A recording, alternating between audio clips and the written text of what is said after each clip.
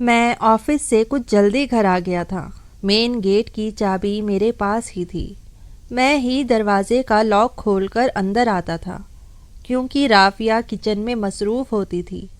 گھر میں ہم دونوں کے علاوہ کوئی بھی نہیں تھا، لیکن جیسے ہی میں نے آج دروازہ کھولا تو مجھے رافیہ کے کھلکھلا کر ہنسنے کی آواز آئی۔ پہلے تو مجھے حیرت ہوئی کہ وہ اتنا اونچا کیوں ہنس رہی ہے۔ گھر میں تو میرے اور اس کے علاوہ کوئی نہیں ہوتا تھا، اور وہ محلے داری بھی رکھنے کے حق میں نہ تھی۔ کوئی بھی پڑوسن ہمارے گھر نہیں آتی تھی، اور میں نے اسے فون پر بھی زیادہ اپنے مائکے میں بات چیت کرتے نہیں دیکھا تھا۔ بڑی ہی خاموش قسم کی لڑکی تھی۔ ہماری شادی کو 1 مہینہ ہوا تھا، اور اس 1 مہینے میں میں نے اسے بہت کم ہی بات چیت کرتے دیکھا تھا۔ بہرحال میں گھر کے اندر داخل ہوا تو کچن بالکل خالی تھا۔ رافیہ کے ہنسنے کی آوازیں کمرے سے آ رہی تھی۔ میں نے بھی اپنا رخ کمرے کی طرف بڑھا لیا، لیکن جیسے ہی میں کمرے کے دروازے تک پہنچا، رافیہ کے ساتھ ساتھ مجھے ایک مرد کے ہنسنے کی بھی آواز آئی۔ میں جو اپنے کمرے کا دروازہ کھولنے ہی لگا تھا تو اس نوجوان کے ہنسنے کی آواز پر میرا ہاتھ وہیں تھم گیا تھا۔ یہ کون تھا جو میری بیوی کے کمرے میں موجود تھا؟ میرا دماغ تو گھوم کے رہ گیا۔ میں نے غصے سے کمرے کا نوب گھمانا چاہا تو مجھے حیرت کا بڑا ہی زور کا جھٹکا لگا، کیونکہ دروازہ لاک تھا۔ اب تو میرا پارا ہائی ہو گیا۔ میری بیوی کس کے ساتھ کمرہ لاک کر کے اندر بیٹھی تھی؟ میں نے بڑی زور سے دروازہ بجایا۔ ایک دم ہی اندر سناٹا سا چھایا تھا، بالکل خاموشی۔ کچھ ہی دیر بعد رافیہ کی آواز آئی۔ کہنے لگی، کون ہے؟ میں نے کہا، کون ہو سکتا ہے، دروازہ کھولو، میں ہوں۔ میری آواز سن کر فوراً سے دروازے کا لاک کھلا تھا، لیکن دروازہ تھوڑا سا ہی کھلا تھا اور اس پر رافیہ کھڑی تھی۔ کہنے لگی، آپ اتنی جلدی کیسے آ گئے؟ ابھی تو آپ کے آفس سے واپسی کا وقت نہیں ہوا۔ وہ بے حد بدحواس اور گھبرائی ہوئی لگ رہی تھی۔ میں نے کہا، ہاں، آج آفس میں کام ذرا کم تھا، اس لیے باس نے چھٹی دے دی۔ یہ کہہ کر میں نے دیکھا کہ نہ وہ دروازہ پورا کھول رہی ہے اور نہ مجھے اندر آنے کی جگہ دے رہی ہے۔ میرے ہاتھ میں لیپ ٹاپ کا بیگ تھا۔ میں تھکا ہوا آیا تھا، پھر تجسس کے مارے میری جان بھی نکل رہی تھی کہ آخر کمرے میں کون ہے۔ میں نے کہا، رافیہ پیچھے ہٹو، مجھے کمرے میں آنا ہے۔ بڑی مشکل سے اس نے دروازہ کھولا۔ سامنے بیڈ پر بیٹھے نوجوان کو دیکھ کر میرا سارا غصہ ختم ہوا۔ ارے، وہ تو میرا سالا تھا، میری بیوی کا بھائی۔ میں بھی نہ جانے کیا کیا سوچ رہا تھا۔ مجھے اپنی سوچ پر افسوس ہونے لگا۔ مجھے دیکھ کر وہ بھی گھبرایا ہوا تھا، شاید اس لیے کہ کہیں میں ان مردوں میں سے نہ ہوں جو سسرال میں بیوی کے مائکے والوں کو دیکھ کر تیور دکھاتے ہیں۔ میں نے کہا، ارے کامران، تم آئے ہوئے ہو؟ میرا لہجہ بالکل نارمل ہو چکا تھا۔ وہ فوراً سے کھڑا ہو کر میری طرف بڑھا اور اپنا ہاتھ مصافحے کے لیے میری طرف بڑھایا۔ میں نے اس سے ہاتھ ملایا، کہا، بیٹھو بیٹھو، تم کب آئے؟ میرے سوال پر جواب دینے کے بجائے وہ رافیہ کی طرف دیکھ رہا تھا۔ رافیہ کہنے لگی، بس ابھی ابھی آیا ہے، آپ کے آنے سے کچھ دیر پہلے ہی۔ میں نے کہا، تو ٹھیک ہے، اس میں اتنا گھبرانے کی کیا ضرورت ہے؟ پھر میں نے بڑی بے تکلفی سے کامران کے کندھے پر ہاتھ مارا۔ میں نے کہا، تمہاری بہن کا گھر ہے، کیوں پریشان ہو رہے ہو؟ پھر میں نے رافیہ سے کہا، بھائی اپنے بھائی کو کھانا وانا دیا ہے یا نہیں، یا باتوں سے ہی اس کا دل بہلا رہی ہو؟ رافیہ بھی میرے نارمل رویے اور لہجے کو سن کر کچھ مطمئن ہوئی تھی۔ کامران کا بھی رکا ہوا سانس بحال ہوا تھا۔ میں نے کھانا ان دونوں کے ساتھ ہی کھایا۔ کامران کھانا کھاتے ہی گھر سے چلا گیا۔ میں نے بیوی سے کہا کہ تمہارا بھائی اگر گھر میں آیا تھا تو کمرے میں چھپ کر کیوں بیٹھا تھا؟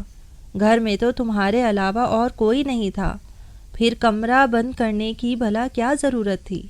میں نے یہ بات یوں ہی عام سے انداز سے کہی تھی، لیکن میری بیوی تو یوں پریشان ہوئی کہ جیسے نہ جانے میں نے اس سے کیا پوچھ لیا ہو۔ ہکلانے لگی کہ وہ بس میں اور کامران اور میں۔ شاید اسے سمجھ نہیں آ رہا تھا کہ بات کیسے بنائے۔ اگر کامران کی جگہ کوئی اور ہوتا، میری بیوی کا کوئی کزن یا کوئی اور رشتہ دار، تو شاید میں شک میں مبتلا ہو چکا ہوتا، کیونکہ میری بیوی کی بدحواسی، گھبراہٹ اور ماتھے پر آنے والا پسینہ، اس کا بار بار مجھ سے نظریں چرانا مجھے شک میں مبتلا کر رہا تھا۔ لیکن میں شک نہیں کر سکتا تھا کیونکہ کامران میری بیوی کا بھائی تھا، اور ایک بہن اور بھائی کا رشتہ کتنا پاکیزہ اور مقدس ہوتا ہے میں اس بات سے اچھی طرح واقف تھا۔ لیکن جب میں اگلے دن آفس سے واپس آیا تب بھی میرا سالہ کامران میرے گھر پر موجود تھا، اور ویسے ہی میرا کمرہ بند تھا اور لاک تھا۔ اب تو یہ روز کا معمول بنتا جا رہا تھا۔ اپنے سالے کا روز روز گھر آنا مجھے پسند نہیں تھا۔ ایک روز تو میں نے اپنی بیوی رافیہ سے کہہ دیا، میں نے کہا یہ کامران روز کیوں ہمارے گھر آتا ہے؟ میرے کہنے پر وہ کچھ پریشان ہوئی، کہنے لگی شادی سے پہلے ہم دونوں کا وقت ایک ساتھ ہی گزرتا تھا، اسے میری عادت ہے اور مجھے اس کی، اب اتنی جلدی تو عادت نہیں بدلی جا سکتی نا، لیکن آہستہ آہستہ وہ خود بخود مجھ سے پیچھے ہو جائے گا۔ میں نے سوچا کہ اس کی بات بھی ٹھیک ہے کیونکہ وہ دونوں ہی بھائی بہن تھے اور کوئی بہن بھائی نہیں تھا، اس طرح آپس میں اٹیچمنٹ ہونا تو ایک معمولی سی بات تھی۔ میں نے کہا کہ چلو کوئی بات نہیں، یہاں تک تو بات مجھے بھی سمجھ میں آتی تھی، لیکن بند کمرے میں میری بیوی اور اس کے بھائی کا ہونا مجھے برا سا لگتا تھا۔ اس پر دروازے کا لاک ہونا، کبھی کنڈی کا لگا ہونا کچھ عجیب تھا۔ ایک بار تو میں نے دیکھا میرا دل بے چین سا ہو گیا۔ آج بھی میں آفس سے جلدی سے واپس آ گیا تھا، نہ جانے کیوں میرا دل آفس میں لگتا ہی نہیں تھا۔ گھر میں میری بیوی اکیلی ہوتی تھی، امی میری اس دنیا میں نہیں تھی اور ابو تو میرے بچپن میں ہی انتقال کر گئے تھے۔ نہ ہی میرا کوئی بہن تھا نہ کوئی بھائی تھا، صرف دوست تھے، لیکن میری بیوی وہاں جانا بھی پسند نہیں کرتی تھی۔ شادی کے شروع کے دنوں میں تو میرے آفس کے کولیگز نے مجھے اپنے گھر پر دعوت میں بلایا تھا۔ میں نے رافیہ سے کہا کہ وہ بھی تیار ہو جائے، میرے دوست کی بیویوں سے ملا جلا کرے، اس کا بھی دل لگ جایا کرے گا، لیکن اس نے صاف انکار کر دیا۔ کہنے لگی مجھے زیادہ لوگوں سے ملنا جلنا پسند نہیں ہے، حالانکہ لڑکیاں تو دوست بنانے میں بالکل بھی پیچھے نہیں ہٹتی، نہ وہ محلے میں کسی کے گھر آتی جاتی تھی، نہ پڑوسیوں کو اپنے گھر زیادہ آنے دیتی تھی۔ عجیب سے مزاج کی تھی، حالانکہ میں بہت ہی خوش مزاج اور ملنسار انسان تھا۔ میرے لیے میرے دوست بہت زیادہ معنی رکھتے تھے، کیونکہ میرے والدین تو تھے نہیں، بہن بھائی بھی کوئی نہیں تھا، اسی لیے میرے دوست ہی سب کچھ تھے۔ مجھے میری بیوی کی ایک عادت تو بڑی عجیب لگتی تھی، جب بھی میں اس کے قریب آتا وہ مجھے اپنے ہوش میں نہیں لگتی تھی، ایسا لگتا تھا جیسے نیند کے گمان میں ہو۔ شاید یہ میرا وہم بھی ہو سکتا تھا۔ بہرحال مجھے بیویوں کا زیادہ مائکے میں آنا جانا پسند نہ تھا۔ رافیہ نے شادی کے تیسرے دن ہی مجھ سے مائکے جانے کے لیے کہا۔ اس وقت میں نے کوئی اعتراض نہیں کیا، میں اسے اس کے مائکے لے گیا، لیکن جب اس نے ہر 2-3 دن کے بعد یہی رٹ لگانی شروع کر دی تو میں نے اسے سختی سے منع کر دیا۔ میں نے کہا دیکھو مجھے یہ سب پسند نہیں ہے۔ میں نے کہا تم نے اپنی زندگی کے 21-22 سال مائکے میں ہی گزارے ہیں، بہتر ہے کہ اب تم اپنے گھر پر توجہ دو۔ ہاں مجھے اس بات پر کوئی اعتراض نہیں کہ تم کسی سے ملو، سب سے ملو، لیکن ہر وقت مائکے میں لڑکی کا رہنا مجھے اچھا نہیں لگتا، ایسی لڑکیوں کے گھر نہیں بستے۔ میری بات سن کر وہ بالکل چپ سی ہو گئی، کچھ نہیں کہتی تھی۔ میری شادی کو 1 مہینے سے اوپر گزر گیا، لیکن میری سانس کبھی میرے گھر نہیں آئی تھی۔ بس یہ سالے صاحب تھے جو آ جاتے تھے، لیکن زیادہ تر اس وقت آتے تھے جب میں آفس میں ہوتا تھا۔ اتفاق سے جب کبھی میں آفس سے جلدی گھر چلا جاتا تو وہ مجھے گھر پر ہی نظر آتا تھا۔ کبھی کبھی تو ایسا بھی ہوتا تھا جب میں آفس سے گھر آتا تو وہ گھر سے باہر نکل رہا ہوتا تھا۔ آج بھی ایسا ہی ہوا تھا۔ شاید اسے یہ معلوم ہو گیا تھا کہ میں کتنی جلدی گھر آ سکتا ہوں، اسی لیے وہ گھر سے باہر نکل رہا تھا۔ جب میں گھر کے اندر داخل ہونے والا تھا، جیسے ہی میں نے مین گیٹ پر چابی لگا کر اسے کھولنا چاہا تو دروازہ پہلے سے ہی کھل گیا۔ سامنے میرا سالہ کھڑا تھا۔ ایک دم مجھے سامنے دیکھ کر وہ بری طرح گھبرایا تھا۔ ایک تو مجھے ان دونوں بہن بھائیوں کے گھبرانے کی عادت سمجھ میں ہی نہیں آتی تھی، نہ میں کوئی سخت مزاج تھا نہ کوئی ڈانٹ ڈپٹ کی عادت تھی۔ میں نے تو بڑے ہی پیار سے رافیہ کو سمجھایا تھا کہ مجھے اس کا بار بار مائکے جانا پسند نہیں، لیکن پتہ نہیں کیوں یہ دونوں مجھے دیکھ کر بدحواسی کا شکار کیوں ہو جاتے تھے۔ نہ چاہتے ہوئے بھی میرا دماغ خراب ہونے لگتا تھا۔ مجھے دیکھ کر وہ کہنے لگا آپ اب آئے ہیں آپ، میں تو آپ کا انتظار کرتے کرتے اب جانے ہی لگا تھا۔ میں نے کہا کیوں جانے لگے تھے؟ کہنے لگا کہ بس ایک ضروری کام یاد آ گیا تھا، اب پھر کبھی آؤں گا۔ اس نے مجھ سے ہاتھ ملایا اور اپنا ہاتھ پیچھے کرنے لگا، لیکن میں نے اس کا ہاتھ زور سے دبوچ لیا۔ اسے خود سے قریب کر کے کہا، مجھے یہ بات تمہیں کہنی تو نہیں چاہیے، تمہیں خود سمجھنی چاہیے، لیکن اب اگر تم نہیں سمجھ رہے ہو تو مجبوراً مجھے تم سے یہ کہنا پڑ رہا ہے کہ جب بہنوں کی شادی کر دیتے ہیں تو انہیں ان کے گھر میں بسنے دیتے ہیں۔ بار بار ان کے گھر آنا جانا اچھا نہیں ہوتا، بلکہ میری ماں تو کہتی تھی کہ شادی کے بعد بہن کے سسرال کا پانی بھی نہیں پینا چاہیے۔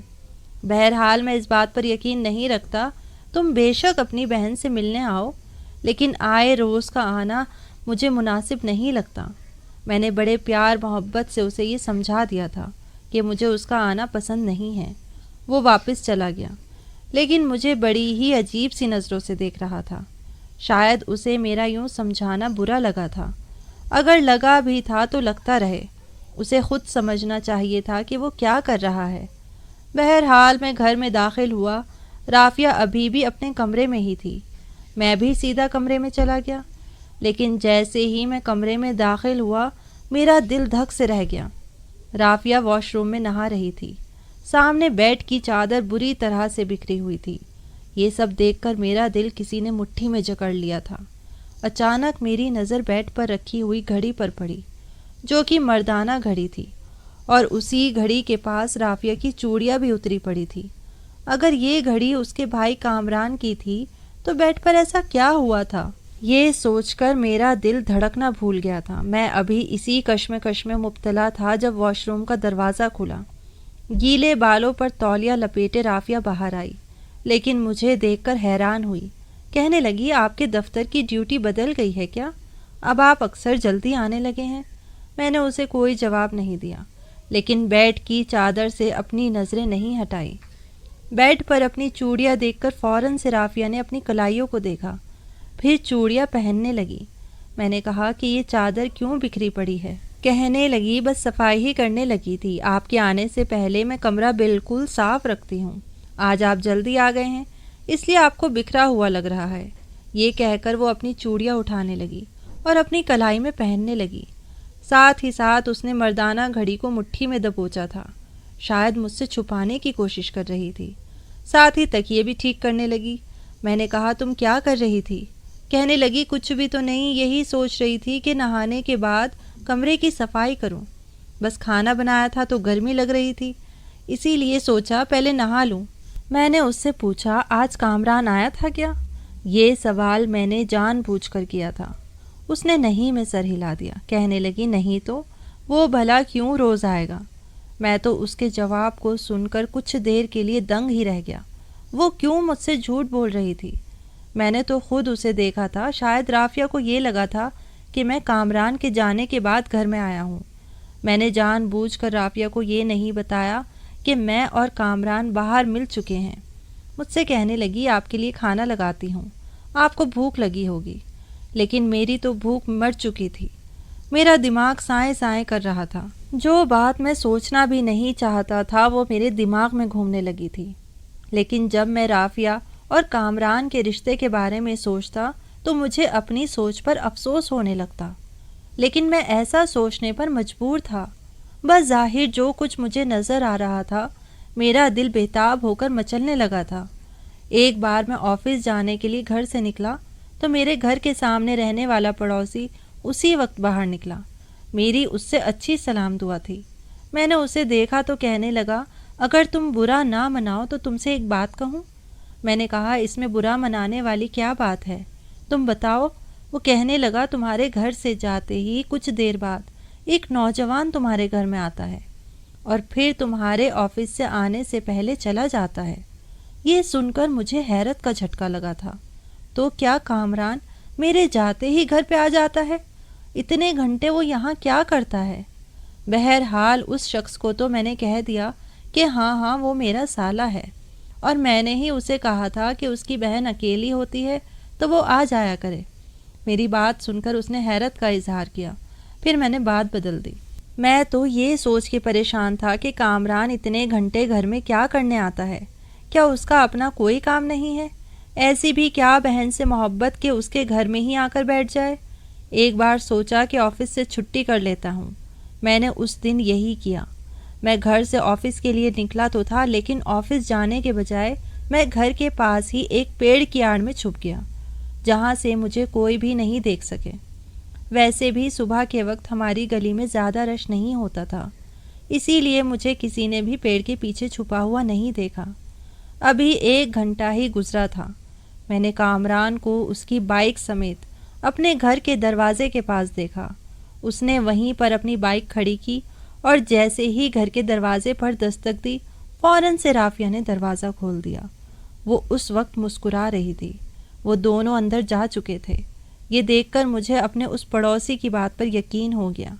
میں اپنے گھر کی پچھلی طرف کی دیوار کو کود کر گھر کے اندر آ گیا۔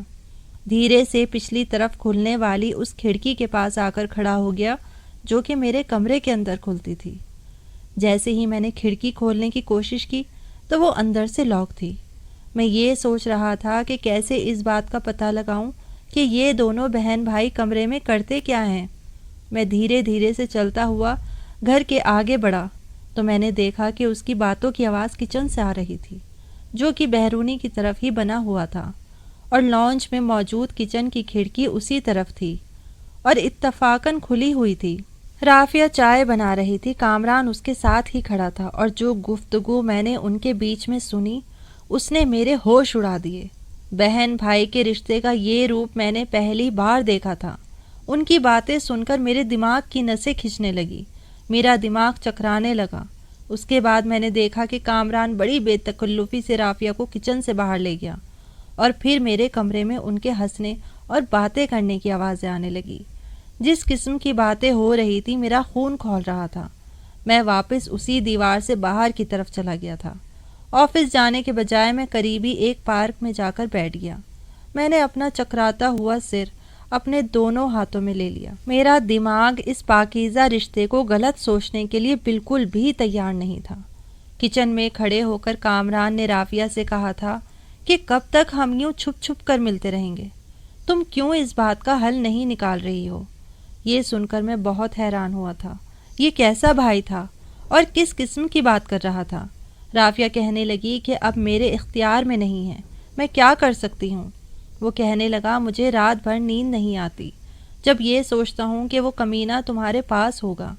مجھے یہ سب اب برداشت نہیں ہو رہا۔ وہ کہنے لگی کہ میں رات کو نیند کی دوا لیتی ہوں تاکہ جو کچھ بھی ہو وہ میرے ہوش میں نہ ہو، اس لیے کہ میں اسے روک تو نہیں سکتی، لیکن اس کا پاس ہونا میرے لیے کسی اذیت سے کم نہیں ہے۔ میں ہی جانتی ہوں کہ میں یہ وقت کیسے گزارتی ہوں۔ اس سے پہلے کہ رافیہ کپ میں چائے ڈالتی، کامران نے اس کا ہاتھ پکڑا اور اسے کچن سے باہر لے جا کر میرے کمرے میں لے گیا۔ کمرے کے دروازے کے لاک ہونے کی وجہ سے میں سمجھ گیا تھا کہ اندر کون سا بیہودہ کام ہو رہا ہے، لیکن 2 سگے بہن بھائی یہ گھنونا کام کیسے کر سکتے ہیں؟ میرا دماغ کام نہیں کر رہا تھا۔ میں سیدھا پارک سے اٹھ کر سیدھا سسرال چلا گیا، جہاں میری ساس کے علاوہ اس وقت کوئی اور موجود نہیں تھا۔ میں نے اپنی ساس سے کہا کہ انہوں نے اپنے دونوں بچوں کی ایک ایسی تربیت کی ہے کہ کامران میرے روز آفس جانے کے بعد میرے گھر آتا ہے اور پھر اپنی ہی بہن کے ساتھ گناہ کرتا ہے، اور ان کی بیٹی یعنی کہ میری بیوی اس کے ساتھ یہ گناہ باخوشی کرتی ہے اور میرے ساتھ مجبوری کا رشتہ نبھا رہی ہے۔ میری باتیں سن کر میری سانس کی رنگت اڑی تھی۔ کہنے لگی، کامران تمہارے گھر کیوں آتا ہے؟ میں نے کہا، یہ تو آپ مجھ سے بہتر جانتی ہوں گی۔ میری بات سن کر وہ اپنا سر پکڑ کر پھوٹ پھوٹ کر رونے لگی۔ کہنے لگی، اصل میں رافیہ میری سگی بیٹی نہیں ہے، وہ لے پالک ہے، لیکن میں نے اسے ہمیشہ اپنی بیٹی ہی سمجھا تھا، کبھی فرق نہیں کیا تھا۔ لیکن یہ بات بھی چھپی نہیں رہی۔ ایک دن کامران اور رافیہ کو پتہ چل گیا کہ وہ دونوں سگے بہن بھائی نہیں ہیں۔ میں نہیں جانتی کہ کب اور کیسے ان دونوں کے خیالات ایک دوسرے کے لیے بدلنے لگے، لیکن سب یہ جانتے ہیں کہ وہ دونوں سگے بھائی بہن ہیں۔ جب میں نے رافیہ کے لیے تمہارا رشتہ دیکھا اور ہاں کر دی، اس وقت کامران مجھ سے کہنے لگا کہ میں یہ رشتہ ختم کر دوں کیونکہ وہ رافیہ سے شادی کرنا چاہتا ہے۔ یہ سن کر تو مجھے بہت برا لگا تھا۔ میں نے کہا، وہ بہن ہے تمہاری؟ کہنے لگا، میں جانتا ہوں کہ وہ میری سگی بہن نہیں ہے، وہ لے پالک ہے، اور میری اس سے شادی ہو سکتی ہے، لیکن میں جانتی تھی کہ اگر ایسا ہو گیا تو میں پورے محلے میں بدنام ہو جاؤں گی۔ پھر میں نے کامران کو بہانے سے دوسرے شہر بھیج دیا اور رافیہ کا موبائل چھپا لیا۔ تم سے شادی کے لیے بھی اسی لیے جلدی کرنے لگی۔ مجھے معاشرے میں ذلیل نہیں ہونا تھا، جہاں سب کو یہ پتہ تھا کہ یہ دونوں سگے بھائی بہن ہیں، لیکن میں نہیں جانتی تھی کہ کامران ایسا بڑا قدم بھی اٹھا سکتا ہے۔ جس دن رافیہ کی تمہارے ساتھ رخصتی تھی اسی دن کامران دوسرے شہر سے واپس آیا تھا۔ میں نے تم سے اس کا تعارف رافیہ کا بھائی کہہ کر ہی کروایا تھا۔ مجھے لگا اب یہ دونوں ایک دوسرے کو بھول جائیں گے، رافیہ اپنی زندگی میں مصروف ہو جائے گی۔ کامران کی بھی میں جلدی ہی شادی کرنا چاہتی تھی تاکہ لوگوں میں میرا بھرم قائم رہ سکے۔ بے شک وہ سگے بہن بھائی نہیں تھے، لیکن میں نے ہمیشہ انہیں اپنی سگی اولاد ہی سمجھا تھا۔ کبھی کسی کو یہ نہیں بتایا کہ رافیہ میری اپنی اولاد نہیں ہے، لیکن میں نہیں جانتی تھی کہ یہ دونوں ایسی گھٹیا حرکت کریں گے۔ وہ اپنے دونوں ہاتھ جوڑ کر رونے لگی، کہنے لگی میں تمہارے سامنے منت کرتی ہوں، مجھے معاف کر دو۔ اگر مجھے ذرا بھی پتا ہوتا کہ یہ دونوں گناہ کی طرف چل پڑیں گے تو میں کبھی بھی تمہارے ساتھ زیادتی نہیں کرتی۔ میں وہاں سے واپس لوٹ آیا تھا۔ اس رشتے کی حقیقت بہت ہی گھٹیا تھی۔ میں نے گھر آتے ہی دروازہ بڑی زور سے دھڑدھڑایا، کیونکہ میں جانتا تھا کہ کامران اس وقت میرے ہی گھر میں موجود ہوگا۔ دروازہ رافیہ نے کھولا، اس کی رنگت اڑی ہوئی تھی۔ میں گھر کے اندر آیا اور میں نے کہا باہر نکالو اسے جسے تم بھائی کہہ کر اس کے ساتھ گناہ کر رہی ہو۔ میں سب کچھ جان چکا ہوں۔ یہ سن کر کامران کمرے سے باہر آ گیا۔ میں نے اس سے کہا کہ اگر تم رافیہ سے کوئی اور رشتہ قائم کرنا چاہتے تھے اور تم حق پر تھے تو تمہیں سچ بتانا چاہیے تھا۔ تم اس کے بھائی کی حیثیت سے میرے گھر میں آتے تھے۔ تم نے تو میری نظر میں بہن بھائی کے رشتے کا نام ہی خراب کر دیا۔ یہ کہہ کر میں نے رافیہ کو 3 بار طلاق دی اور کامران سے کہا کہ لے جاؤ ایسی عورت کو جس کے لیے اس کے شوہر کی موجودگی ایک اذیت ہو۔ مجھے اسے اپنے گھر میں نہیں رکھنا ہے، کیونکہ میری نظر میں ایسی عورت کی کوئی اوقات، کوئی حیثیت نہیں جو اپنے شوہر کے ساتھ بے وفائی کرے اور دوسرے مرد کے ساتھ گناہ کرے، وہ بھی محبت کے نام پر۔ اگر اسے تم سے محبت ہوتی نا تو یہ لڑکی نکاح سے انکار کر دیتی، لڑتی جھگڑتی کچھ بھی کرتی لیکن نکاح نہ کرتی۔ میری بات سن کر وہ دونوں یہاں سے جا چکے تھے۔ اس بات کو اب 5 سال کا عرصہ گزر چکا ہے، لیکن میں نے دوسری شادی نہیں کی، کیونکہ عورت کی بے وفائی سہنا بہت ہی مشکل ہوتا ہے۔